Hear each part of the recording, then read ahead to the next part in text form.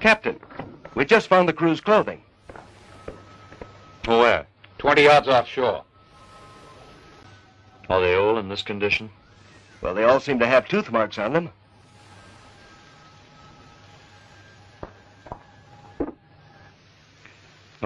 Long distance. Kyoto. Dr. Stewart's clinic. The Frankenstein expert. Now it's garbage.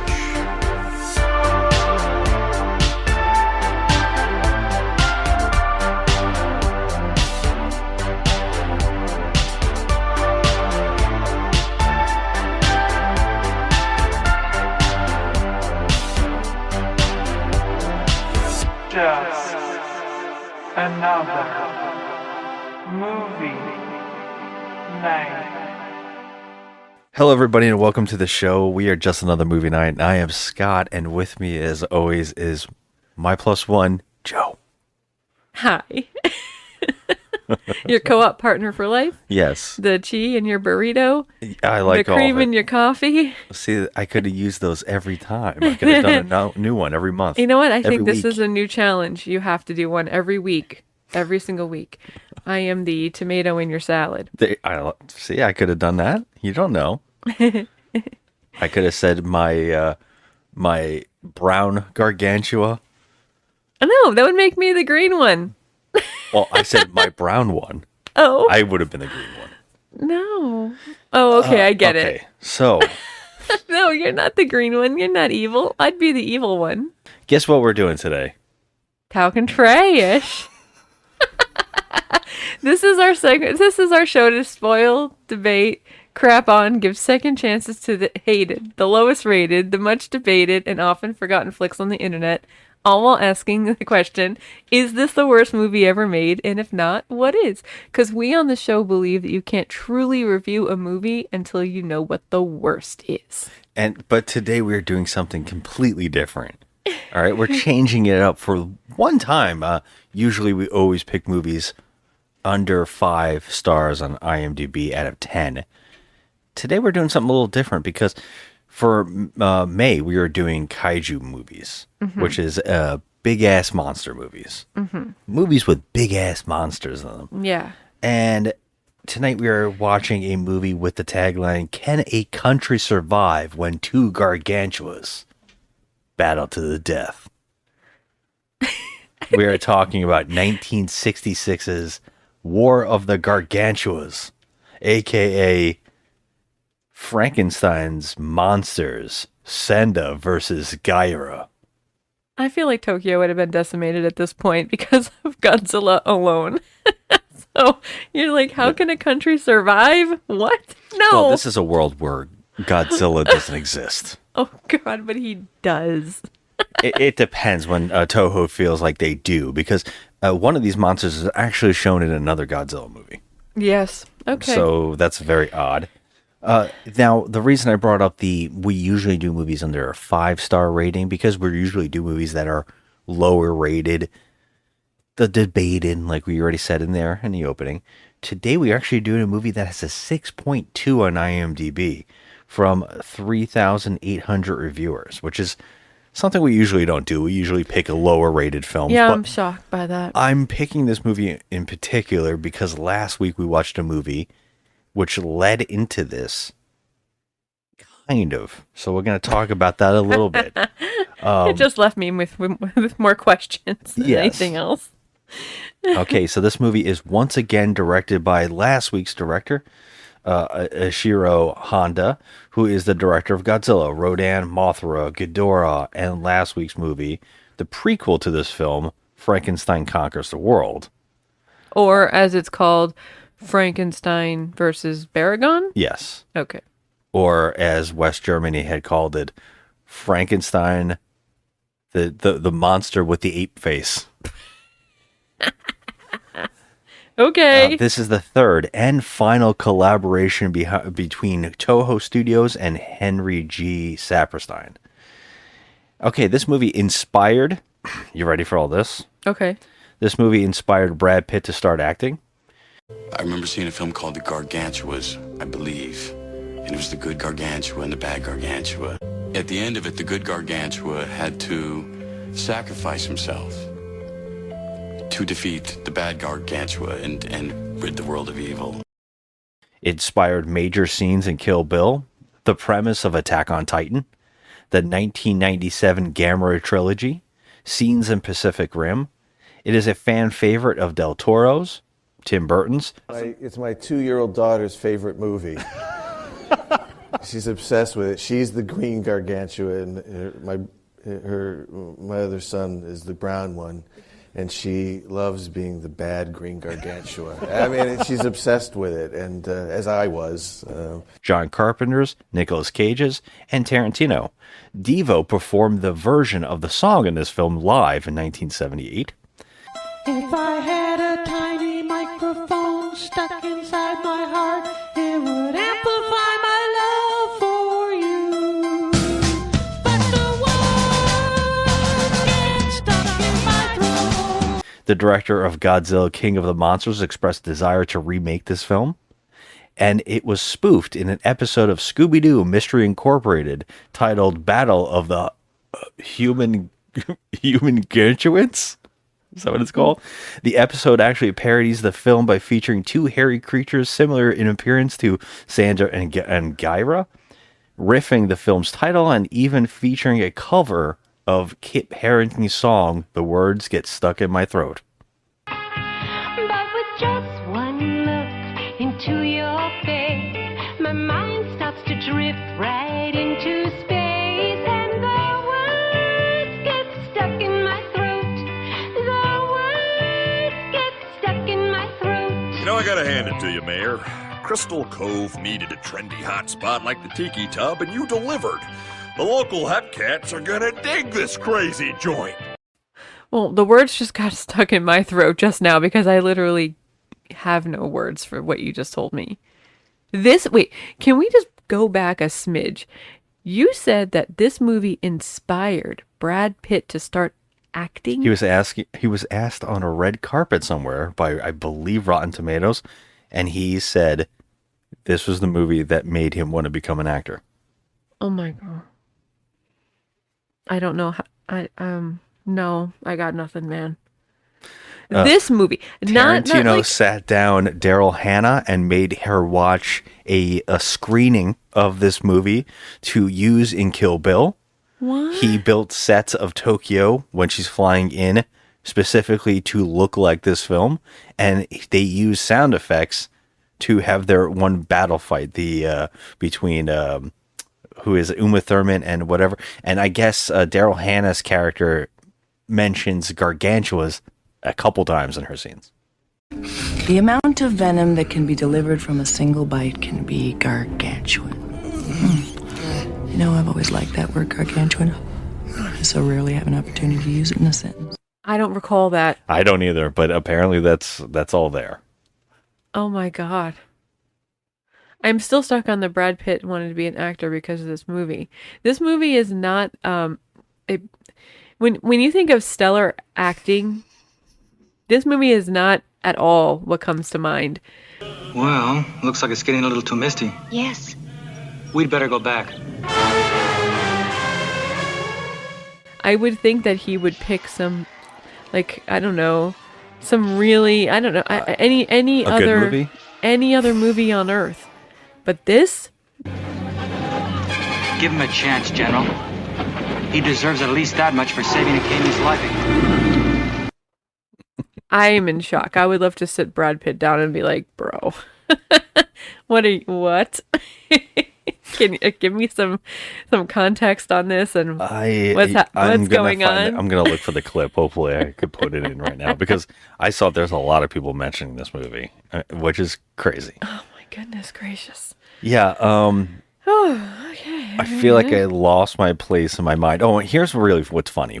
We said May because we record early, but we're actually recording this perfectly for the resurrection of Frankenstein. Frankenstein's heart, Lieutenant. Frankenstein? It's still living? It can never die. So we're recording this on Easter. How perfect. Oh, what says wow. Easter? Like Frankenstein's resurrection. Oh my my god. This movie stars Russ Tamblyn as Dr. Paul Stewart.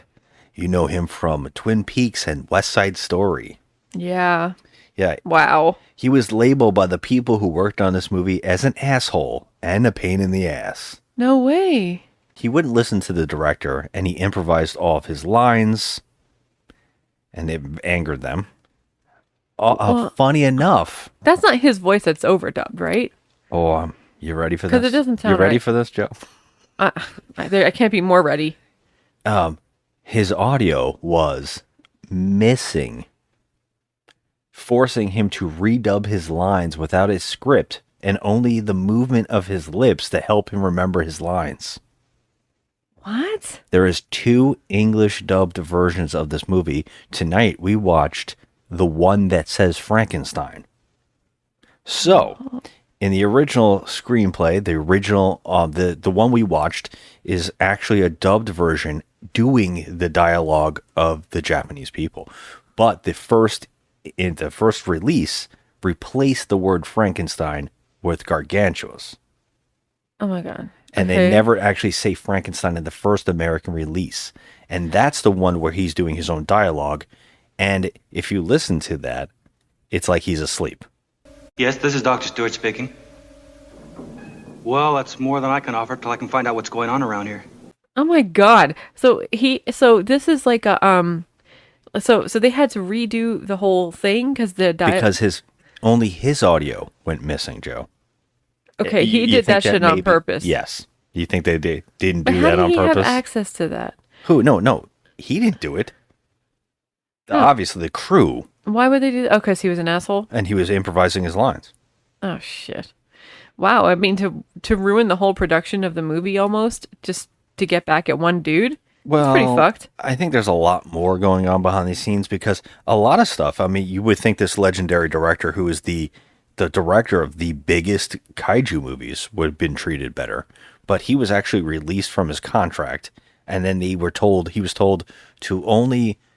to go and talk to the producers to make sure if he's going to get a movie to direct. Oh, no. Yeah, you would think that he would have been treated a little better, especially since this one is one of those ones that is so highly regarded for some reason. I mean, yeah. Yeah, and you think he would have been treated a little better. And then they said that he suffered on the set of this movie because he had to deal with this guy. Oh, my God. Yeah. That's terrible. So, yeah, and in the American dub, they don't use Frankenstein in the first one that was released here in America, which makes more sense, actually, because the word Frankenstein kind of needs to be replaced in this movie. I mean, yeah, because it's not really what it was in the original one. No, it wasn't that either in the original one, but, I mean, it was closer than this. Yeah, I think that leads into the whole conversation tonight. We're talking about this movie, and I think that what's really important here is that this was a intended sequel of the Frankenstein Conquers the World. And the problem is, during the screenwriting process, it just kept evolving. Okay. And so there are multiple script names for this movie that say this is the sequel. Like Frankenstein's Twins or something like that. There's all these crazy titles, right? Well, what happened was, as they went along, they kept going, So they actually had, they were going to use the actor from the last movie. Okay, this is my question. So I initially saw that Russ Tamblyn was in the movie. I saw his name on the screen, and I was like, okay, well, I didn't see the other actor that was in the last movie. Nick Adams. Yeah. So Nick Adams was originally going to be in this movie, and they were going to make a sequel. Then the producers, this Henry G. Saperstein, he was like, no, I'm out. I'm going to replace him with Tab Hunter. Oh, yeah. So Tab Hunter said, no, I'm not doing it. So he backed out. So then they were forced to use Russ Tamblyn, which Russ Tamblyn didn't like doing this movie at all. I mean, obviously, he was an asshole to the crew. He was just excuse me, sorry, really fighting with the. He was fighting with the director. He actually has come around over time and been a little more like. I think he's now realizing maybe I was a little bit of a dick. I mean, it's only been 50 years. So the 60 years. Yes, exactly. So the weird thing about this is same director, the same lead actress, And then they just replace the lead actor, and then they just go, let's just call them different people. But then they go Frankenstein, right? And so then you get confused. And by the way, yes, before you go any further and you're hearing us talk about Frankenstein, we know it's Frankenstein's monster. We all know. I don't think the Japanese understood that. No. Because they just threw it out. Because the word Frankenstein is used as the monster, not the man who made the monsters. Yeah. Although they do that too. Right. Frankenstein created Frankenstein. We're just calling him Frankenstein because everyone in the movie calls him Frankenstein. So, yeah. And now I have something to say about Kumi Mizono, right? Okay. Kumi lead Mizono. actress in this movie. Yeah. So they used her in the first Frankenstein movie. Okay, they used her in that, and she played a completely different character. Now, why? Okay, if you're going to replace the main actor, that's fine. They do it all the time. But why couldn't they give him the same name and give her the same name and make it like that they were just that, like a continuation of the last movie? That would have made more sense than this convoluted hot mess. Because this is, even they say that it's a quasi sequel. Like they go, it's not really a sequel, just redoing it. Well, no, you're not, because you're really just taking the same monster and making a double of it. And I would say that even is sketchy. It's not the same monster. But they're still playing scientists, even though it's not the same actor, but it is the same actress playing a different role. They're still playing the same role. Personally, I would agree with you and say that the big problem here is that they should have just made it a sequel and used the same names and the same actors and not changed any of this backstory stuff. Because when they start talking about backstory, you're like, wait, what? Right. And now, because there is no explanations for any of the backstory that they say in this movie. I mean, no, and not in this one, but in the original one, they say that he was it all makes like the bomb dropped and he was created from that, from a brain, from Frankenstein. No, it's a heart. It was the heart of Frankenstein. Okay, the heart of Frankenstein, not the brain. Traveled the heart. through Germany during the war, and then they used it. And when it got Hiroshima got bombed, it radiated the heart, and he grew. Right, he grew over into 15 years. He became an monster. adult, and he's rapidly growing. Okay. So that would have made sense going into this movie. Instead, they're like, "Nah, let's throw it out and let's have some flashback stuff to a baby Frankenstein." And now here's it looks like a, what do you got, Monchichi? He is a full Monchichi. That's an 80s thing. We're old. Let's by the way, this movie has an hour and 32-minute runtime, and I would say that 55 minutes of that has to be military porn, aka miniatures rolling around, and also the monster walking, looking, and ducking. Yeah. At least 55 minutes of that. At least 55 minutes. There's I would say there was hardly movie in the movie. Well, yeah, there's no substance in this at all. It really isn't. So let's talk about, because I think that every sequence, and it's also a short one to talk about because 55 minutes of we really don't need to talk about. So we're only going to talk about the rest of the movie. Well, I wrote down some notes. I know you actually took notes tonight, which is great. And I wrote only one other note, and I'll say it at the end here. Oh, okay. So may I just so well, we have to talk about an octopus first. Okay, yes, of course. So the movie opens with a boat captain, and you see tentacles coming into the ship to grab him. Now, okay, I was like, oh, this is going to be awesome. It's going to be like a huge freaky octopus, and it's going to be a monster. It's going to be cool. Now, I did like it. So I did like the red eyes, had red eyes. It was like huge or whatever, right?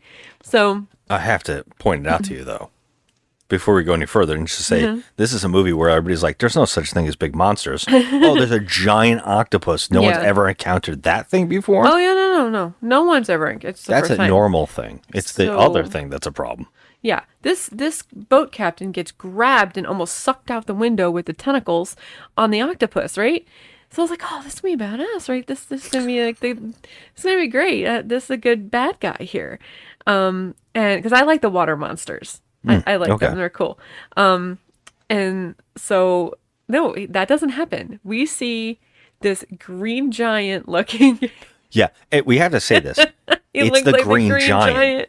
It literally is the Green Giant. He has the same hair. I'm so mad that I couldn't find out that inspired the Green Giant character. He looks like a cross between the He looks like Green broccoli. Giant. He looks like, yeah, he does. He looks like Green Giant versus the Swamp Thing versus a Sasquatch. Yes.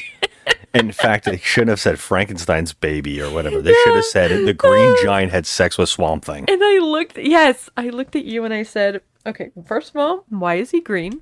Why is he furry? Yeah. Furry, broccoli, and also backwoods teeth. Yeah. Like redneck teeth. Like, why? Okay, in the last movie, he was humanoid. Okay, now he just looks like he does. He looks like Neanderthal in the last one. Yeah. In this one, no. No, they just said, fuck it. We're not doing that. But he's green now. And he's a water dweller. Okay. So I have some, like, I had read, this is the craziest thing. I think when the scripts kept getting changed, facts stayed in, but they weren't explained. But they kept stuff in the script that didn't make any sense. Now, one of the scripts that I heard was being written was explaining how in the last movie this happened. So when in the end of the last movie, we see Frankenstein and Baragon. He kills Baragon, and then they sink into the earth.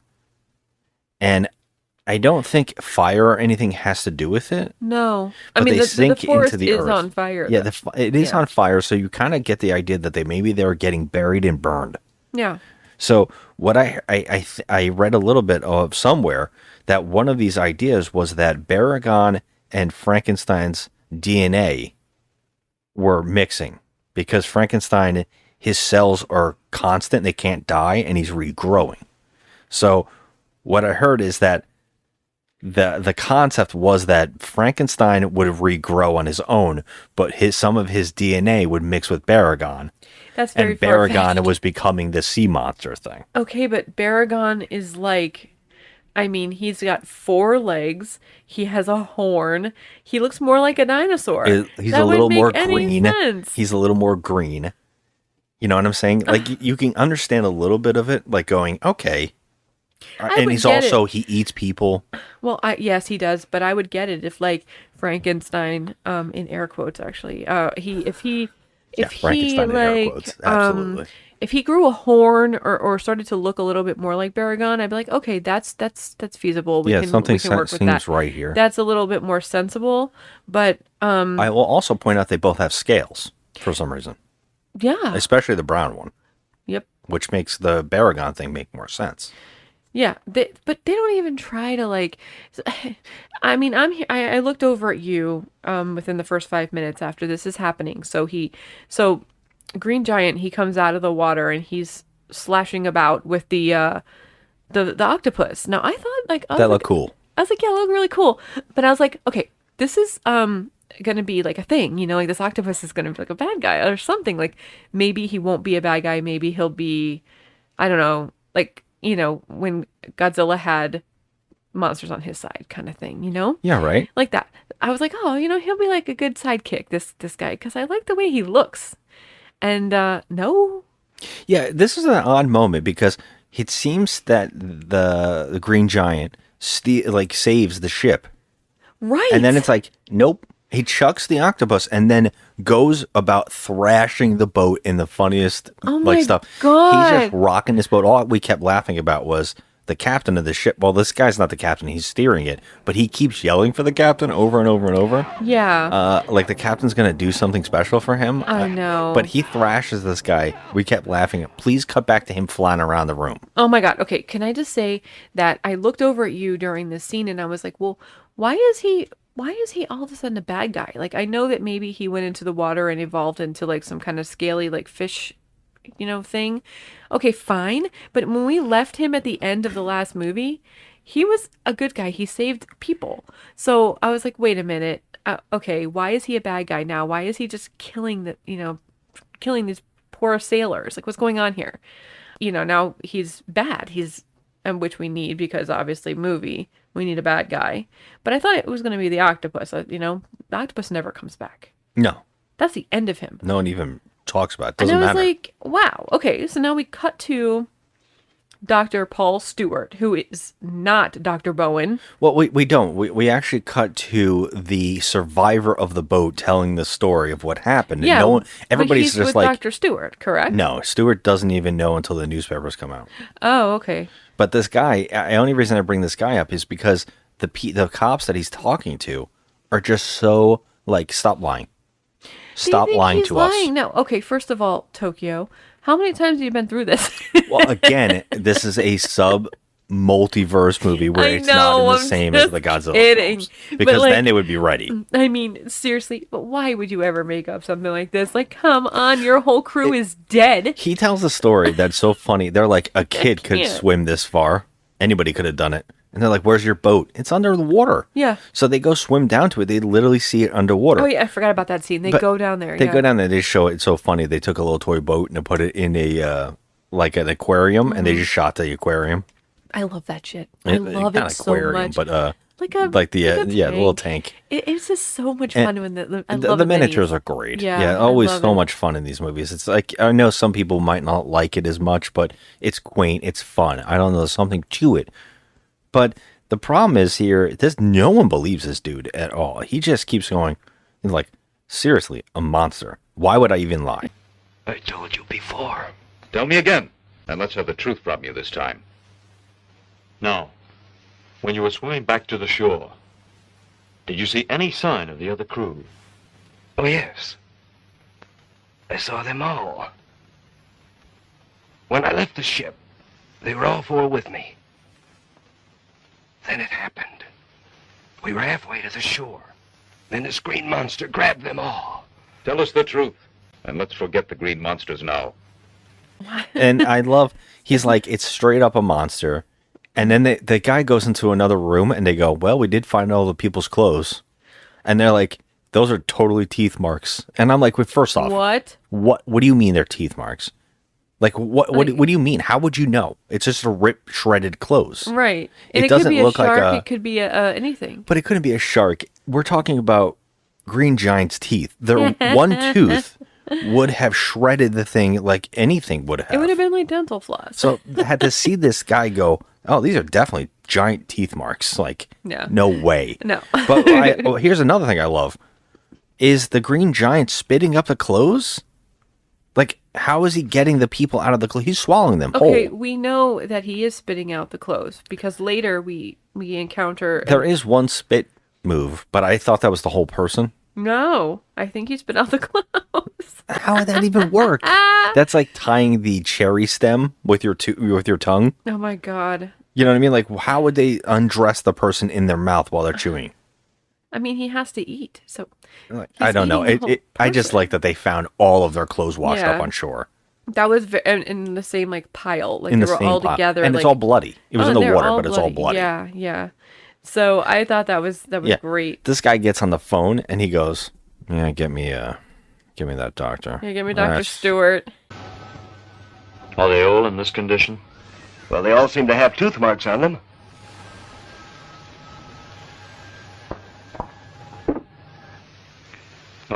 Long distance, Kyoto, Dr. Stewart's clinic. The Frankenstein expert. Yeah, and he's so nonchalant. He's just like, whatever. Give me the doctor, please. No, So they get called up. They're like, hey, there's some random thing. They're calling. Oh, get me the Frankenstein doctor because they're the experts in Frankenstein. What? Right? And then they call and they go, yeah, we had a Frankenstein baby once.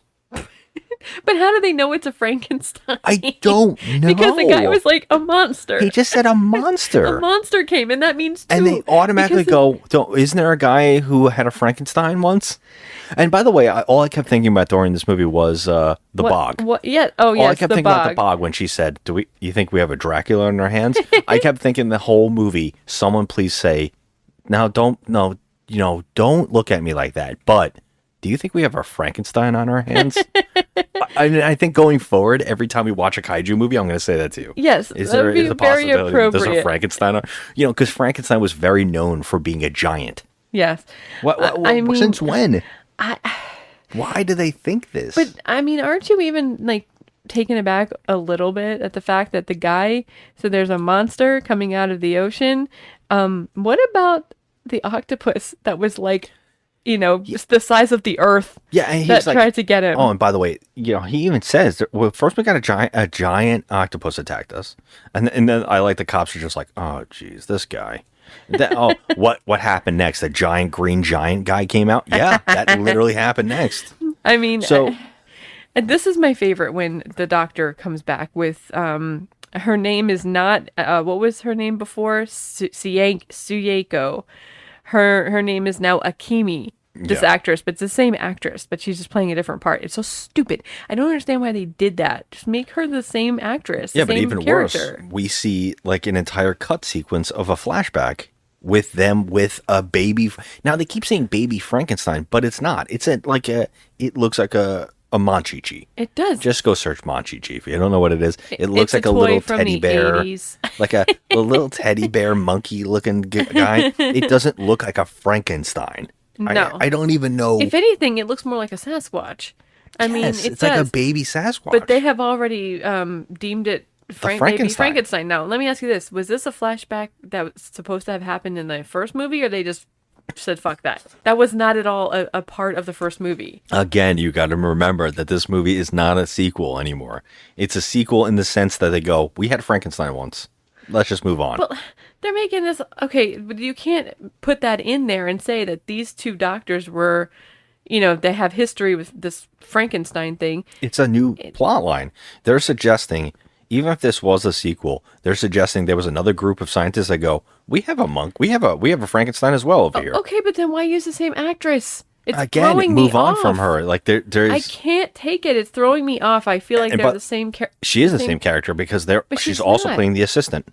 Yeah, she The is. same exact character, an assistant to an American. Just what? Yeah, but with a different name. Yeah, and it's questionable in both movies if she's dating the lead side, the doctor that she's working for. Right. I mean, it's like, we know that they're dating in the first one. Not really. We were guessing that they must be because at one point they're walking the beach holding hands. In this movie, you thought the same thing, and then they showed that he's sleeping alone and she doesn't live there. Yeah, I guess you're right. Because she just knocks on the door. She comes in the front door. It doesn't even matter. I'll tell you though, the next scene is a baffling one because we see them like brainstorming, and then he comes out of the ocean, the green giant. We get a lot of green giant attacking people slowly in different ways before we even get like certain things because it starts showing up in the paper. For some reason, an entire village threw a giant net out and it caught a green giant. And they pulled him in and he was like, oh, pissed off. But he doesn't like the sun, is established here. So he attacks an airport and he eats a woman. Okay, he does eat her and spit her right out. And he spits something out. Okay, that's weird. Why even bother? Are you just doing that to kill her? You could just snap her or squeeze her, whatever. It doesn't matter. But the sun bothers him. So he doesn't like light. So I was like, okay. See, it is me. It makes me think that he was born under the water. Like maybe he doesn't. He was like some kind of sea monster that spliced with something else. Oh, well, yeah. I mean, we actually get. We'll get into that in a second. There is actually a sequence where he's underwater swimming. He's just breathing underwater, and a father and son fisherman just look under the water and they go, "Oh my God, a green giant staring at us." Yeah, and he eats them both. That was a very funny scene. Yeah, and so we know he's like literally can live underwater. Like, hello. Yeah, he's just like staring up at him like, hey. Like, I'm under here. Yeah. How you guys doing today? That poor actor in that suit under that water is unreal. I couldn't stop thinking about him. I can't imagine how heavy he felt, you know? And they said that this was the most comfortable of all the kaiju suits, but you can completely understand the other ones, there's like photographs of them draining the sweat out of these suits. And this one is like, oh God, I'm free. Like, he's just in a normal Halloween suit. I'll tell you though, that suit was gross. What, this one? Yeah. There's a sequence where he's on fire. Oh yeah. And I was like, damn, this gotta suck. They're pummeling him, but like, with like the military's like shooting at him and stuff, and he's got like real fire on that suit. That's what I'm saying. It's sparking. Like, wow. He's on fire. I've seen this in other kaiju films, but in this particular one, since he's hairy, that shit goes really up on flames. Yeah. And every time they cut back, it's like the flames are gone, But I kept going, they have to keep putting him out. And I Yeah. guess they were replacing the burn marks with the blood. They put bloody like scabs on him at certain points. To show that he got hurt. Well, we're getting a little ahead of ourselves because I think we were talking about how the paper shows up and someone drew. First off, what they drew in the newspaper actually looks like the one we meet later on, not this first green guy, because the green one looks like a moss hellhole. He looks like something. He looks like something you clean out of your sink when you get the hairball out of the shower. He looks nasty. Gross. He looks like he's been through something, like a moldy hairball. Ew. And when they draw him in the newspaper, he's much more clean and scaly. Yeah. And when I love this because I think this is what you were going to bring up is the scientists go, oh, it definitely looks like our Frankenstein. And I was like, but he was a baby. He doesn't look anything like it. And they the whole plot here is that their Frankenstein baby that they had got released and went into the mountains of Mount Fuji. He went into the Mount Fuji area, and they haven't seen him since. And then they actually tell the guy who called in the beginning. Mm-hmm. They go, "I know he's dead. Yeah, he died. He died. And they go, "Are you sure?" And he goes, monster. "Oh yeah. Oh, it's definite. He's definitely dead. He's definitely And then we're like, dead. you know what? I think our Frankenstein didn't die. Like, why did you guys ever think he died in the first place? Because you allowed a baby to escape into the mountains? Yeah.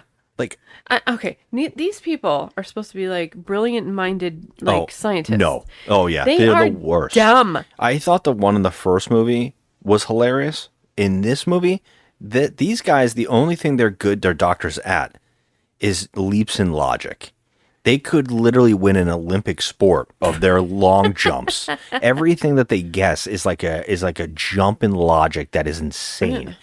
So as the movie goes on, the doctors start talking about how, well, what do you think's going on? At one point, they're brainstorming for 12 seconds. Yeah, not even that.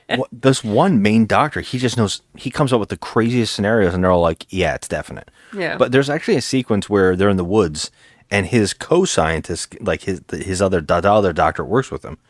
He's like, this is crazy. I wonder if this is happening. And the American, the Russ Tamblyn actor, he looks at him and goes, "Let's not guess. Let's come up with real solutions." And then the rest of the movie, he guesses everything. And everybody's like, if your theory is correct. I'm like, wait a minute. He just said the craziest thing you've ever heard in your life. Yeah. Dr. Stewart speaking. Impossible. The Frankenstein we raised here died 2 years ago on Mount Fuji. Yes.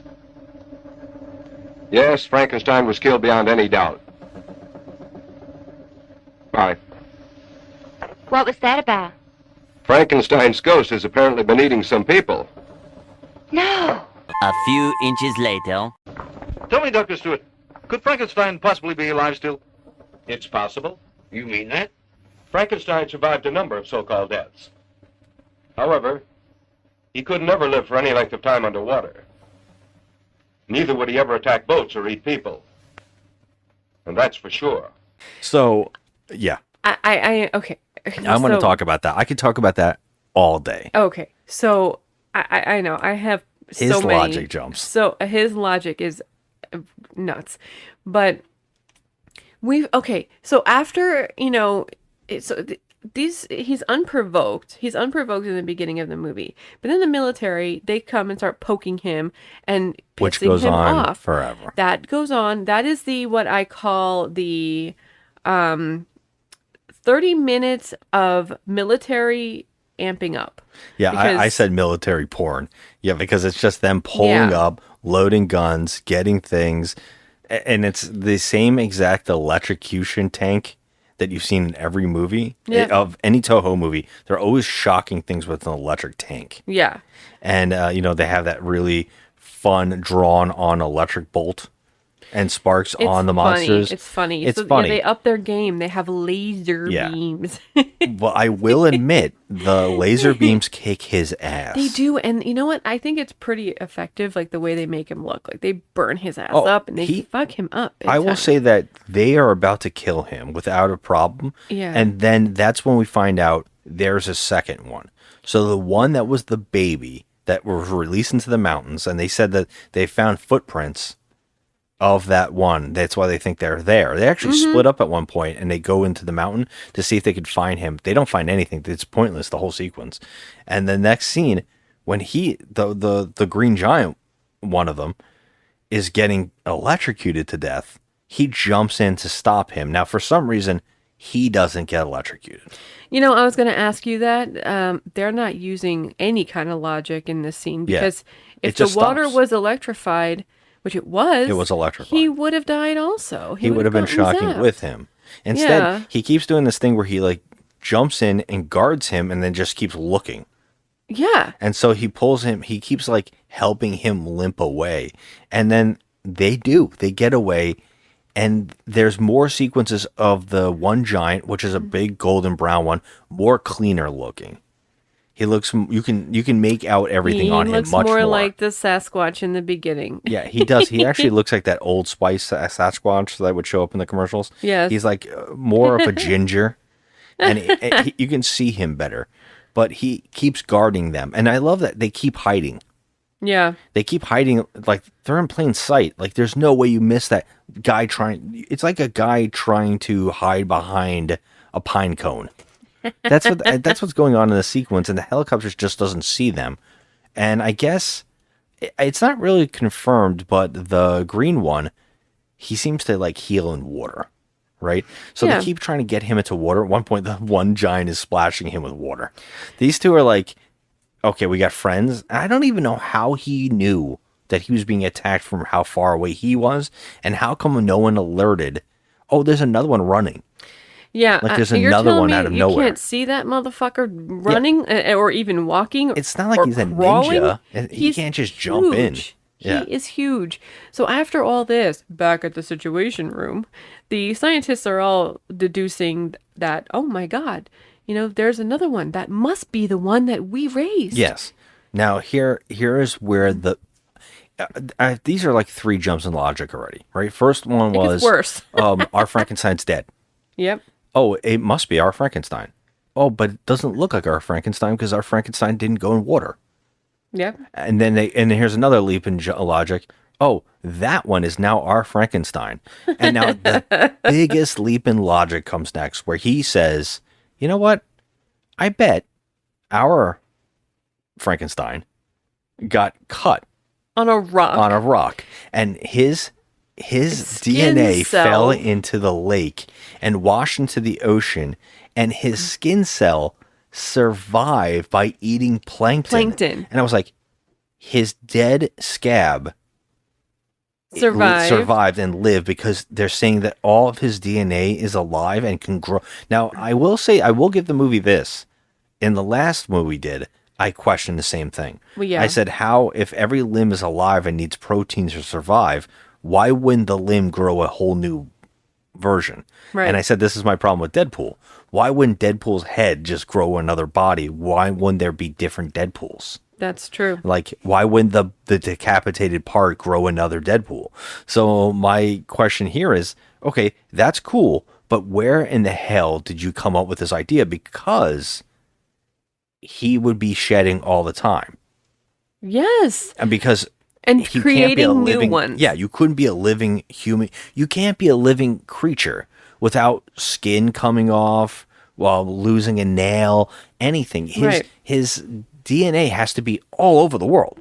Yeah, so therefore there would be thousands of them. And they're like, well, we can't go blow him up, because if we blow him up, all of his cells would be everywhere, and then he would just grow back millions of them, and then we would have a million monsters of Frankensteins on our hand. We'd be Frankensteined up in this mother. And I was like, wait a minute, though, man. You would have to go nuke the ocean. At one time, one of the army heads goes, we'll just call in chemical cleanup. And the chemical cleanup will get all the cells. I'm like, what are you talking about? And they had some ridiculous answer for everything. And the funniest part is, there is actually a sequence where Russ Hamlin, they go looking around in the water to go sample to find his DNA after this fight, where the army was attacking him, because his DNA would be all over the woods, because he's rolling around on trees and cutting himself on trees. So they literally do go look at trees, and they find his samples Oh my all God. over the place. They even find a sample in the water. So like somehow the female the doctor, she goes and goes, look, there's something in the water. We couldn't see it. We were like, what are you I'm looking like, at? what is she looking at? And then they pull out a hairball. Now I looked, and I'm just like, that means his DNA is already all over the place, and you already have a problem with Frankenstein. Right, like there should be a million of them. Like he walks by a tree and stubs his toe, and he bleeds a little bit. There's another Frankenstein. That's what I'm saying. Like this logic is so dumb. There should be Monchi-Cheese all over the place at this point. I love that he suggests that his DNA is living off plankton so long that he became the Green Giant. Yeah. And I guess my question to you is, why is he the exact size and age of the other one that he came from? True. That doesn't make any sense. That doesn't make any I don't get it. And the movie does not give a shit to even pretend to care about any of this. Because their logic is so like they feel like they rather do the 20-minute monster throwdown in lieu of any logic, because that's what people want to see anyway. They don't care about logic. Then, even the throwdowns go on and on, and there's not much to it. I will say that the best sequences come a little later on that have to do with monster throwdowns. But the whole science, the whole idea of the movie itself is so bad. There is no movie here. No, there's no movie. There is just like getting to the fights. Yeah. And I will praise this one fight scene between the two Gargantuas. Like, because I guess that's the thing that happens next, is that one of them loves eating human beings, and the other one does not like hurting humans. Mm-hmm. Now, in the middle of, and I know that you're going to definitely say, absolutely. So I'm just going to say it out loud, because we're both like, of course we would. When you're in the middle of a giant Frankenstein apocalypse, you definitely just go out on hikes, and you go on sea boats, and you just go, you know what, let's go to the woods and just take a hike. Yeah, I was going to say that to you. They were just walking about. Yeah, that's what I'm saying. We would absolutely say yes to that. Well, yeah, of course. Who the would? two doctors Let's were go walking singing. about. Let's make noise. Yeah. Let's get some party poppers. Make sure we make enough noise so that we can alert him to our position so he can step on us. Yeah. And there were several hikers out there in the mountains and the woods, and the doctor and not his girlfriend, not Dr. Girlfriend. They went on a nice drive. Went on a nice drive, went into the woods, and his logic again, by the way, in the sequence, he says, she's like, why are all these people out here? Well, first off, why are you out here? Why are you even questioning? I'd be underground, like the Earth's core, to hide from this thing. Yeah, exactly. He goes, even during the Nazi invasion of France, all the kids were out partying. Oh, okay. And I was like, is that right? All right. Okay. That's weird. And he's like, yeah, you can't stop kids from being kids. Yeah, so those kids are all out. And I just love that he jumps that logic again. But the kids are out, and wouldn't you know it, Green Giant shows up to eat them all in the mist, because they're just so happens to like, oh, the mist is coming in. I love that they're standing in like the fog from John Carpenter, and he goes, the mist is coming in. Yeah, I'm like, you're already in it, dude. Yeah, he's like, we might want to head back. So yeah, of course, Green Giant shows up, and then the hikers, there's a whole family of hikers, like darted past our two doctors, screaming and flailing, because here he comes right down their path. And I guess our original Frankenstein, he sees that the green one is trying to kill people, right? No. Well, they start all running, and she falls off a cliff. Now, we got to talk about her falling off this cliff, because first she falls off, this 300 feet. feet. They're on Mount Fuji. Like, they're on there, right? Because how far up is she? Because at one point, the Gargantuan, whatever the hell you call him, he goes down the side of the mountain, and he's still not even down the mountain. Like, he's so big himself, but he's still halfway on the mountain. Yeah, so she must have fallen, I would say, between 300 and 600 feet. I get. She would have died. She should have been dead. Grabbed onto a twig and was dangling there. Off her fingertip. At one point, they show her fingertips. Doctor! Don't move. Hang on to the bush. I'll be right down there. Help Akimi! Akimi! I'll be right there. Oh my god. Russ Tamlin like tries to crawl down, and the Gargantuan's like, "No, I'm going to go save her." So he jumps down. He literally a whole. When I say this, he is huge. A boulder the size of his head falls down and hits his leg, and he's hurt, and he falls all the way down to the end. She finally falls, and he catches her. And Now, he saves her. So obviously he's the one that has compassion. but how on the way down did he not kill Russ Tamlin? Right, because he would have slid down right on top of her. And the boulders were collapsing and hit him. Right on top of him. Everybody should have died from that alone. But this kind of logic doesn't exist in Toho films. I guess that's You true. know, like, it doesn't matter about the humans. The fact that she falls and is just hanging there, this sequence is amazing. And this is where we find, while he was saving her, the other one has feasted on as many people as he could, because we just see that he picks some people out of a boat. Yep. There's a boat just floating around without the people in it that we saw earlier. Like, hey. And then they actually cut to him. This is my favorite. Snack time. It's like the Honeymooners, where she walks home, she gets home from work, and she sees when you see a wife comes home from work and the husband is laying on the couch in his boxers and he's just playing video games. That's literally what happens in this sequence. The brown one walks around the corner, the green one's laying on the floor, like rubbing his stomach because he's just feasted on some human snacks. And the brown one looks over and sees the dirty pile of laundry that hasn't been cleaned yet, and just goes, "You motherfucker!" And he picks up a tree out of the ground, and they even make faces at each other like they know they're gonna fight. Yeah. And the green one's just like, "Ugh, leave me alone. I'm stuffed." Yeah, and he starts beating him with the twig. He starts beating him like, "You son of a He's like, bitch! you done wrong. Yeah, you done cheated on wrong, me. you mother." I told you not munch on those humans. You know I'm a friend of theirs. I was a Frankenstein baby once, and they took care of me." And Humans friends. Yeah, this is where the fight starts. So they're literally a married couple at this point, and now this is the fight. So the rest of the movie is the green one wanting to snack. Uh-huh. You know what? I'm mad at us. Why? We did not mention the best moment of the green one going to feast on humans. How dare we not remember the song? If my lips would only say the pretty words that I feel in my heart. If my voice could make the sound, I would tell you how I love you and we'd never be apart.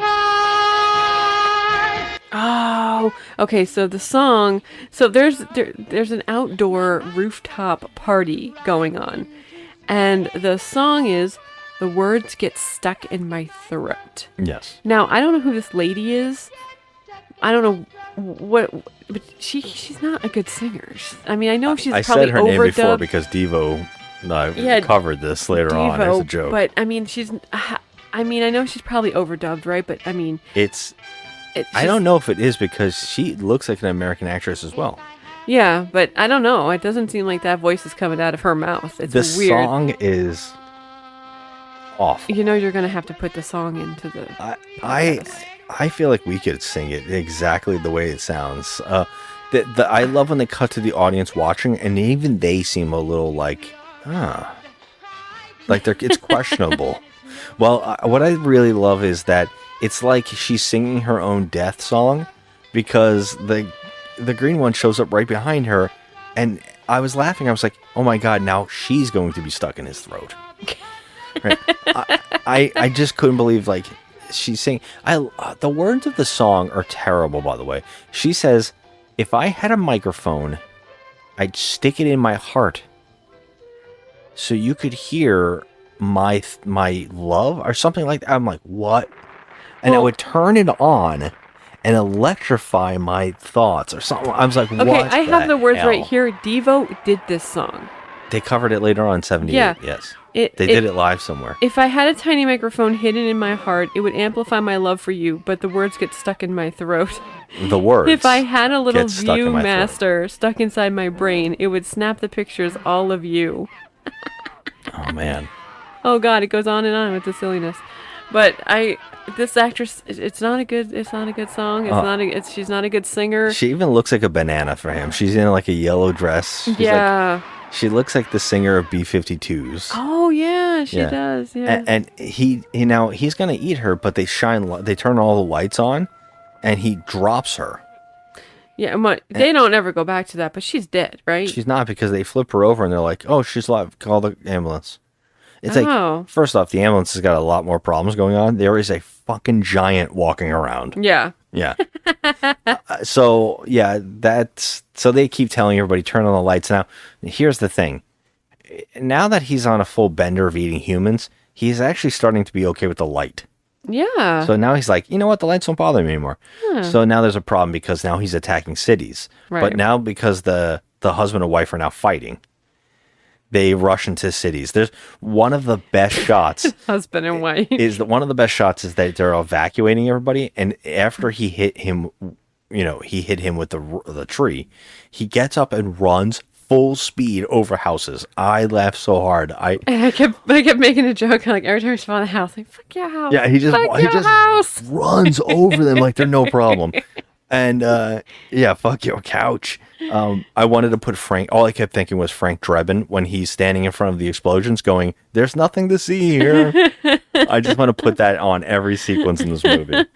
Well, he makes his way to the city. Yeah. Where Tokyo. They keep mentioning Tokyo. They make sure they drill it in our head that it is Tokyo. They actually have a neon sign that says Tokyo. Right outside every time Russ Tamblyn looks out of his balcony. Yeah, it says Tokyo in neon lights. So what's the thing that you do when you know the monster's coming? You go outside. You go outside, right? So our main actress thinks that she could help somehow. She thinks that the brown one, because she's telling the army, "Hey, the brown one's on our side," and they're like, "No, we have to kill them both." He's a Frankenstein, and he could make a million more Frankensteins just by sneezing. How do you know he didn't, a hair didn't fall off his head and he created a new one 5 minutes ago? How do they know that? I mean... Yeah. Wait, one of his hairs falls off. Right. We have 100 more Frankensteins. Right. Like, that's all they have to say. Like, I don't care if you think that he saved you.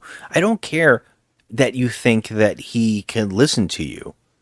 And you can reason with him. He can create an army of himself. And he created the green one.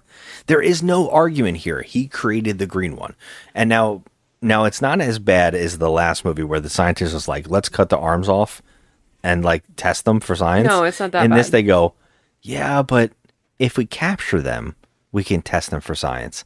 And the army's like, "No, you guys are pieces of shit. You made this happen. Yeah. You're causing these deaths.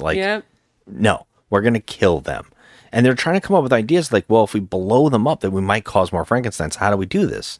They're like, well, maybe we can make them die by suffocating them with napalm. And I was like, okay, at least they're thinking. They're like, if we have to blow up Tokyo, we'll do it. We'll nuke this place to stop them. Because they're a threat. And I agree with them. They're like, what do we do? They couldn't possibly get all the citizens of Tokyo out of the freaking city in time. No. That's the thing, right? It was like, okay, that's not a good plan. But our main protagonist, our girl, she decides that, she's going to go with Russ Tamblyn down into the city. I love how you're using the mic, by the way. You keep doing this thing with the mic where you're rolling back and forth. So I'm rocking you're in my going chair. in and out of volume. Sorry. And by the way, and then here we go. Sorry. I was rocking back and forth. Sorry, but anyway, I'm back. Okay, so she decides she's gonna run through the city too, even though everyone's trying to be evacuated, and so they go underground into the subway where they know that he can't reach them. Right. So what's your point? What are you going to be out there for then? Huh? She's trying to get to the brown one for some reason to get him out of the city. I think to help him so they can kill the green one and they can try to save him. And of course the green one finds them and tries to grab them to the subway, causing the subway to collapse and knock her out. Right. So I think he grabs her, but then the brown one hits him. And then he drops her. And I was like, she's clearly dead. She falls on a staircase. She's fucked up. Yeah. But so then here we go. Our 20 minutes are left of the movie, and we know we're going to get a 20-minute solid monster bashing throwdown. This is the scene of the fight sequence that I like, because what's going on here is really interesting. Is the brown one's telling the green one stop. Yeah. He's actually not fighting. He's like telling the green one, stop it. I don't want you to die. Right. You know, basically, like, we are family. They actually say they're Frankenstein brothers. The army keeps saying they're brothers. Yeah, they're brothers. But the brown one's like, stop. And the green one is like, hell no. Now I'm gonna trash his place. He just body slams him into buildings. He keeps trying to give him sign language, like, stop it. Yeah, I gotta tell you, I do feel bad for those freaking set designers. Oh, it's awesome. It's so much fun. They build these beautiful things, these beautiful miniatures, and they just get destroyed. It's just so sad. Yeah. I mean, I would want to be the guy in the suit. If I was going to build those sets, I'd be like, well, let me be the guy in the suit so I can pretend and have a good time trashing my stuff. Oh, yeah, yeah. Because I don't think when you make it, it's okay when you do it.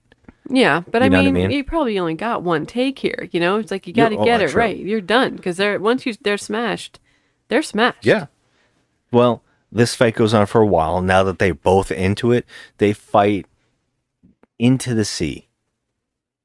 Right now, this is the one thing I took a note on. Okay? Yes. I took a note. One note. You took a lot. You took like 3 pages. I did. I have one note. I wrote volcano. The end. That's all I wrote. Because I honestly, I have no idea what happens here. All of a sudden, in the middle of the ocean, they literally fight all the way out in the ocean. One of the army guy goes, well, I think we lost them. We can't find them. It's like, what do you mean? They're battling into the ocean. Like, you can't miss them. They're just fighting out in the ocean. So anyways, they fight so much that they find a volcano in the middle of the ocean that is erupting at the same exact time, and it looks like something that would come to your table at a Mexican restaurant for your birthday. Oh my God, yeah. It was like giant at sparklers. San Jose's. Yeah. Sparklers shooting, and the sea bubbling, right? Yes. And all of a sudden, while they're fighting, they disappear. And they go, they went into the volcano. There's no way they could have survived that heat. Anyways, they're dead. The end. Finn. It literally just says the end. It just ends. I'm not even doing this. They just disappear. And the same guy who said, the Frankenstein baby, he died. No, he didn't die. But no, he's dead. He went out into the mountain. He died. There's no way he survived. Same thing. He just does it again. They went into the volcano. There's no way they did survive. They're dead. They must both be dead. Certainly, nothing could live in all that. Was it confirmed? No, they couldn't get too close because of the heat there. I was like, who would believe you? Man. Who would listen to you? It's so bonkers. Like, they tried at nothing. They just wanted to make, like, two monsters fighting or, causing destruction. I mean, I get it. But these movies, like, when you start doing stuff like this, these movies become a dime a dozen, Like, there's no rhyme or reason to this. Like, at least put a little plot in there, a little something that makes some kind of logical sense. Yeah. No, nothing. There's nothing in this. Like, if you're going to make a sequel, or even call it a sequel, if you're calling it as a sequel at all, to any extent, you need to have sequel-like things put inside there. Well, I think you have to back up on the sequel thing, because you're hung up on it because it is not a sequel. That's what everyone's calling it, though. It is a light sequel reboot of what they did the first time. It's basically like Evil Dead 1 and 2, where it's like the same exact movie they filmed. Mm-hmm. It's just like, we're going to use some of the elements. We were planning to make a sequel, but we just don't care enough. Right. So we're just going to make another one and go, hey, they're Frankenstein monsters. It's like, are you going to explain how you got Frankenstein monsters? You're going to explain where the baby came from? No, we're not going to explain that. No. Okay, moving on. It's like, what can be as good as the Frankenstein monster in the first one? Oh, I get it. 2 Frankenstein monsters. Exactly. Yeah. That's when you double down on a sequel. Now, you said you took all these notes. What else you got? What did you not bring up? I was just making fun of the dumb broad decision that Akemi makes when she allows herself to be grabbed by the green one. Like, this is a staple in pretty much any movie that was in like the early 60s, 70s. The women usually make the stupid decisions to just, hey, put your head out and have a peek. You know, like, come on, man. Like, you're a fucking scientist. You can't be this dumb. Like, she literally puts herself in harm's way. I took a lot of notes about, the names, like the names of people and trying to take note on who they were. But literally, Nothing mattered because I wanted to make sure I got everything right. They do nothing. There's no rhyme Ross or Tamlin's reason. character, the doctor of Paul, whatever, he does nothing. He just is there to go, I bet it's this. Yeah, he has like a 12-second like pondering scene in the car where he basically says, "Oh, this must be our Frankenstein." Yeah. Like, what? Like, why do you even think for 2 seconds? Like, obviously he's green and he's killing people. It's not yours. It's not your guy. Like, these are supposed to be smart people. They do the dumbest things. I definitely very much miss Nick Adams in this movie. I miss Nick Adams too. He had like charisma. I don't know how to explain it. Russ Tamlin can tell he doesn't want to be here. No, he doesn't. And there was like a huge connection between all three characters. And I will say the third Doctor in the last movie was fascinating because he was all about like, I want to preserve life, but I want to cut things up. And I couldn't stop laughing about it, but at least he had a character. Yeah. And this one, the third guy, is just there. No. And a lot of times he goes, huh. Also, in this movie, you have to watch, if you see in this movie, or if you haven't seen this movie and you're thinking about checking it out, watch Russ Tamblin's hand acting. He is doing so much awkward stuff with his hands because he's clearly not into what he's doing, and he's just throwing his hands around. And if you watch, there's a certain scene where the other actor just looks at his hands because he doesn't know what the guy's doing. You should have pointed that out to me because I didn't see it. It's a lot. Every scene he's in, he's doing something with his hands. Oh my God. It's really strange. I'm kind of bummed that they didn't bring back the octopus, though. I feel like that would have made for better, entertainment. Like, maybe the two of them could have, instead of being, like, at odds with each other, they could have fought that big octopus. Well, they had to be at odds for, that's the whole plot, is like two, an evil one and a good one, green and brown, earth tones and water or whatever the hell it is. And it was like, that's it. Because I think that the octopus is a staple in Toho's movies as a throwaway character. Yeah. I think in every one of them we see, there's always the one octopus is like supposed to be threatening, and then something comes in and kills it to show you that there's a bigger one.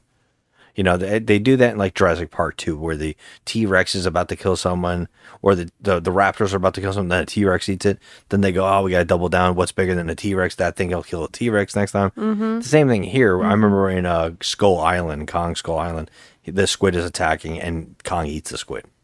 Yeah. And then it's like, I think that even happens in a Godzilla film too. Uh-huh. Like, these are staples. I actually think it happens in the original Godzilla versus King Kong as well. So it's funny that octopus, like, they always use that for some reason. I would also say another running thing in these kaiju movies is a female character who thinks that they can talk to the monster. And the monster seems to like the female character. Yeah. And I always laugh about that because she would look like an ant. Right.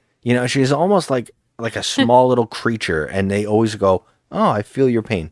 Yeah. I can see everything you're going through right now, and I get it." Of course. Yeah, and I always find that really fascinating. But all these movies do that. Like, they have, I would say, like a trope plot point that they have to follow. Mm-hmm. They're like, well, we're going to have a movie. We're going to have a lot of fights. We're going to have a lot of military driving up. We have to have a couple characters talk about nonsense. Yeah. And we have to have that female character that thinks they can control the monster. And she's also the one that's like, save the monster. Of course. Yeah, and then she doesn't want him to die and the whole thing. I'm like, okay, humanity is at stake, and what about that rule about how if you, shed like a dead skin cell or something, that it'll just like come back to life and create more monsters? What about that? Do you even care about humanity at all, or do you care about this one thing? Oh, they're not thinking about humanity at all. They're thinking about testing it. Yeah. Because that never goes wrong. Yeah. So, what are you gonna rate this one? Oh, we're already at the rating? I thought you had like 50 other things. that you No, wanted to I tell me went about. through it all already. Well, let's not waste too much time wondering. Let's get down to work and see if we can find the answer. Look, I guess the big question here is this movie better than the last one, or is the last one better than this movie? You know, is that I guess that's the main question here, right? Because I kind of liked the last movie because it was so bad it's good. Yeah. I liked a lot about it in that sense. It was just a weird movie, but looking at this movie versus that movie actually had more interesting fights and monster stuff going on. Yeah. Well, like at least Baragon is like no plot. He just shows up and eats chickens. It's kind of cute. It's kind of funny. And Frankenstein does a lot of fun things. Like he's always running around doing something crazy. Yeah. In this movie, like it's just like ducking behind trees, looking around. I will say that Frankenstein just punches things with trees a lot in the last one. In this one, it's just like ducking, hiding, getting electrocuted, smashing a building. And it's boring. It's boring. Like, I'll say that I gave the last one a 3. This one, I really am going to give it a 2. I didn't care for it. I can't believe this is the 6. I'm very shocked. Like, I don't understand. Even when I was a kid, I don't think this would have connected with me as much. There's a reason Godzilla connects with me. Yeah. Or Kong, because or all the villains, any of the villains Godzilla fights, they're all fascinating. Ghidorah's awesome. They're just really interesting and creative and different, and they have the best theme music, the best sound effects. You know, like their fights are fascinating. Even when it was stupid pro wrestling fights, like we did an episode on Godzilla versus Megalon, and he full on tag team wrestles the monsters. It's silly fun. It's fun. And the thing there is that the humans are kind of fun. Yes, the humans in this suck. Yeah, and I will say that the fights kind of suck. The fights suck. There's nothing here. I don't understand how this one's the highest rated. I don't know why this one connected with so many people. I guess it was the right time for their childhood and they saw it in the theater because this is one of those American produced ones that made the rounds a lot, which is shocking to me because I had never seen this before. Yeah, this one just doesn't work for me. If I gave the last one a 4, I'm giving this one a 3. Okay, I'm giving this a 2. It's there's nothing there. Nothing. It doesn't do anything. I literally just wanted it to end at one point. I was like, okay, we got to move on. When they even the movie itself doesn't know what to do. It just goes, they're dead. Yeah, I know. For an hour and 32 minutes, like. What? I know. We were saying. What are we watching? I would love to do a count on how long this movie actually is if you just cut out the nonsense driving around. Yeah, no, it's nonsense. 15 minutes. It's 15 minutes. With the plot is 15 minutes. You're saying, or it can't be that much. It's got to be at least 35 to 40 minutes. I mean, but I would say that there is a giant chunk that could be cut out. Huge chunk. Yeah. Well, I'm giving it a 2. You're giving it a 3. All right. Well, then that brings us to our segment. Oh, should it go on our list, I guess? I should ask you before we move to that. Yeah, before I do my segment, okay. Because you are saying a 2, and I am saying a 3. So it's not good. It's up there, but I don't know where it would go because it's not in our top 5. No. Because in our top 5 right now, we have Star Wars Holiday Specials #1. That's going to be very hard to beat. Nick Fury, the Agent of S.H.I.E.L.D., Vampirilla, Sasquatch Hunters, and Doll Graveyard. Oh, those are bad. Those are really bad. I might say to you that I find this movie, and also in number 6 is Dinosaur Island. God. So I would say that I like a lot of those movies better. Well, I definitely like Dinosaur Island better than this. At least there was, something going on. I feel that way about Doll Graveyard too. Even if I didn't like it, it still was silly fun. Yeah, I guess you're right. I don't know. I mean, there was at least more going on in that movie than this. Yeah, this is just very dull. All right. Do you want to put it in the top 5 or what? Yeah, put it in top 5. All right. Okay. All right, and that brings us to our segment of Why We Can't Have Nice Things, where I will read out 2 extremes of online reviews, a 1-star and a 10-star review. as proof that people cannot rate movies. What's wrong with you people? Which people might be saying about us right now. Oh my god, I'm sure. Yeah. Yeah, because I think this is a fan favorite, and I understand. I don't understand. It just might be that one that connected with people, like Jet Jaguar did for me when I was a kid. Yeah, and I know that's it's true. But you know what? I knew that was silly. That movie is fun as hell. It's fun. Or Inframan, which I also love. Yes, Inframan. We love that. Yeah. All right, we'll do the 1 star because this title is Broken Hearted. It's very short. To think that only a few short years earlier, Russ Tamblyn was a lead in a musical that won tons of Oscars. And now he's subjected to doing this stuff? Sad. Wow, jeez. I know he wasn't, because I would say he became more successful. He did Twin Peaks. Later on, that's the 90s. That's what I'm saying, though. I mean, I don't know if it's his fault. I think that who wouldn't want to take a movie? They're like, hey, you want to go and do a Japanese film? Yeah. Who's going to say no? Right. I wouldn't say that was anything wrong. No. I mean, I would... Are you kidding me if someone asked me to do one of these? Hell yeah, do it for free. Yeah, I would. Well, yeah. I would. I mean, if I could be the person in the suit, fuck yeah. Oh, yeah. Shit. Yeah. All right, so now we have our 10 out of 10. Good old-fashioned monster movie. I watched this movie when I was a kid, and I can say that the dreams I had that night were awesome. If you like running from a huge monster. But since dreams like that are cool to have in the memory bank when you are old, I'm really glad I did have them. Is the movie something that is brain food because of an exceptional plot and amazing twists and turns? No, but who cares? It goes to something my mother said. I had taken a movie review class at college and had forgotten how to just enjoy a movie. And as I watched a movie one night with her and pointed out some script flaws and foreshadowing misses, she said, it's just a movie. So I realized again that though not all movies are watchable, you need to also cut other movies a break and just enjoy them. What? Okay, so as a person who took a movie review class, you're giving this a 10 because what? Your mama told you to? Your mama said to just sit back and enjoy a movie. But then I guarantee that mom also critiqued like classic movies and said, I don't like it's boring. Yeah. And so then what do you say to them? Well, it's art, Mom. You have to rate it higher. That kind of logic is so baffling to me. I don't really understand it. Like, movies are movies. You rate them. Like, I don't know. Like, you definitely know what a better movie is toward another movie. I know we do watch these movies and critique it. And so we're kind of like, we have that critical brain thing going on. But I do think that everybody does, even when they say they don't.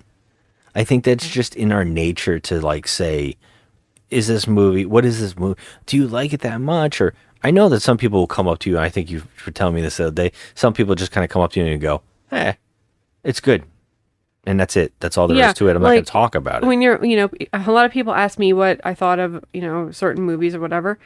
And I don't know what they want to hear out of me. Like, do you want to hear me go into a 15-minute, spiraling rant of why I thought the movie sucked or why I liked it? Or do you just want me to say, yeah, I liked it. Okay. See you later. Bye, Bill. Talk to you later. That kind of thing. I always just go thumbs up. Thumbs up, thumbs down. Well, there's a lot of layers in there. You can't just give it a thumbs up or a thumbs down sometimes. I know. And I feel like this guy, like, I understand that, you can sit back and enjoy a movie and not think too much about it. I have many of those. They're called guilty pleasures. And I sit there and I watch them and I'm like, yeah, this movie's crap, but I love it. And those are the movies that you just sit back and watch and don't think about because you've watched them 1,000 times. But still, you have to know in the back of your head that that movie is a piece of crap. Like, you can't give this a 10 out of 10 because your mom imparted some ridiculous wisdom on you when you were a kid. You know what? That we've heard this so many times before from other people too, where we've heard people say it's a great popcorn movie. You turn off your brain, and I'm like, here's the difference between that: turning off your brain and not turning off your brain. Right? If you're watching a good movie, and you don't feel for a moment that you have to overthink the plot. You're watching a good movie because your brain is telling you, I accept, I could take that logic jump, you're setting up a universe and you're making me believe it. You know what I mean? And I can take the movie for what it is and enjoy it. But if you're watching a movie and it breaks its own logic or it does something that kicks you out of the movie and makes you start thinking about it, that's not a good movie. Right. You never want that to happen. And I don't care who says, you can't say you turn off your brain. No, there is no such thing as turning off your brain. You're just enjoying something you're not. And you can enjoy, it's okay. Since we do this all the time, we know this. We'll say this for a fact. We enjoy a lot of bad movies. Yeah, we like know HK. They're bad. I wouldn't even say that's bad. It's a good spoof, it's but just crazy. I will say that, like Dinosaur Island, like you brought up a minute ago, as much as we didn't like it, we also knew what was funny about it and what was like entertaining about it enough to give it a chance. The same thing goes here. I know what's good about it, and there are moments that are good. The models are fun, the actors in the suits are going for it. There is some crazy stuff in there. It's enough. There's enough there to go, okay, I can see why some of this is entertaining, but at the same time it's just as a full-fledged movie, we're not into it. But I mean, I was really bored a lot of the time. But that's what I'm saying about this guy's review. It's like, you don't have to say 10. Right, you don't have to say 10. That's our point here. You don't have to say 1. There is something there probably. A 1 is really tough. I mean, we have Star Wars Holiday Special at number 1 on the worst movies we've watched on the podcast for a reason. It is just, it's like torture. It's unwatchable. It's a hard movie to sit through. It is very, very bizarre, and it's just bad all around. So that's the reason we put it there. I think there's something to it in noticing, like, nothing should be an hour and 40 minutes of Wookiees and bizarre music and then saying this is a 10 just because, you know what? I sat there and I watched it and I'm not mad. Right. It's a 10? No. No, it's Come on, not man. a 10. Yeah, there's not I wouldn't say there's a moment in this movie that sticks out to you and you go, oh wow, this is a great film. Like, holy crap, it looks amazing. Come on. This is a nostalgic movie, if anything. Yeah. All those directors and stuff that we said this movie stuck out to them, there has to be a nostalgic moment in their lives where they saw this as a kid and went, this works. Yeah. You know what I mean? Of course. I can't. It blows my mind how many people I named I know. in Hollywood that this movie stuck in their brains. It's just, I know. I can't. Brad Pitt, that's number 1. I can't take it. That one's the lowest on mine. Everybody else, Tarantino, Carpenter, Del Toro, like, these are like grade A directors. Like, this is the movie that stuck out to me. Oh my God. It's so wild to me. But hey, all to their own. That's what we're saying. We get it. It's just not for us. Nope. Not this one. I would say that I would love to hear someone talk about what was it about this movie that they do like. Yeah, for sure. I always want to hear that stuff. And that's why we have Instagram at Just Another Movie Night and Joe at the Crafty Mister. That is the exact place where we want to hear what you like, what you don't. And I'd love to hear it. I don't think there's any topic off, conversation for me. Yeah, nothing's off the table. I want to hear it. I think it's okay to have these discussions and share opinions. And sometimes I love hearing these opinions because they might change my mind. Yeah. I mean, sometimes when you see a movie, you're like, I'm not in the right moment for it. And maybe this is one of those movies. It's like, this didn't work for me in this moment. Right. I think we've seen a couple movies now where we've rewatched them and gone, oh my God, this is so much better the second time. Yeah. Like, it's grown on me. And maybe that is the kind of thing. I think we watched something recently we hadn't seen in a long time and we're like, yeah, it wasn't as good as it remembered it. But last month, I remember we watched Judge Dredd, and that was a movie I remember hating. And I actually go, this is actually pretty damn fun. I liked it. And I remember Super Mario Brothers was the one that you did a couple years back. I liked that it. you actually ended up loving, and you had seen it and hated it previously. So I guess I didn't remember. sometimes a movie just hits you in a different way in a certain time. Yep. So, yeah, I mean, any parting thoughts? Nah, man, I wasn't too thrilled on this one, but you know what? Maybe the next one will be better. Yeah, I'm hoping so. I don't know. We'll see next week. What I love about kaiju movies is when I pick them, I'm trying to get ones that are so weird. But it's another Toho movie next week, so we'll see how that goes. Well, it's Toho all month, right? No, the last one we're going to go to a different company. Oh, okay. All right. Yeah. Let's do it. We're going to do a Gamera film at the end of the month. Okay. Because I figure Gamera needs a little love. Yeah, Gamera needs love. Yeah, so thank you for listening. As always, hit us up on Instagram, like I already said, and I'd love to hear anything. Tell us themes, ideas, movie picks, your worst movie of all time. I'd love to hear it so we can watch it on this show. And as always, thanks for being here. Have a good one. Bye. General, I know for certain that he remembered me. He saved my life there. He couldn't have been the one who attacked the boat. I don't care what you tell me. I have my orders. Tomorrow we'll use napalm on the entire area.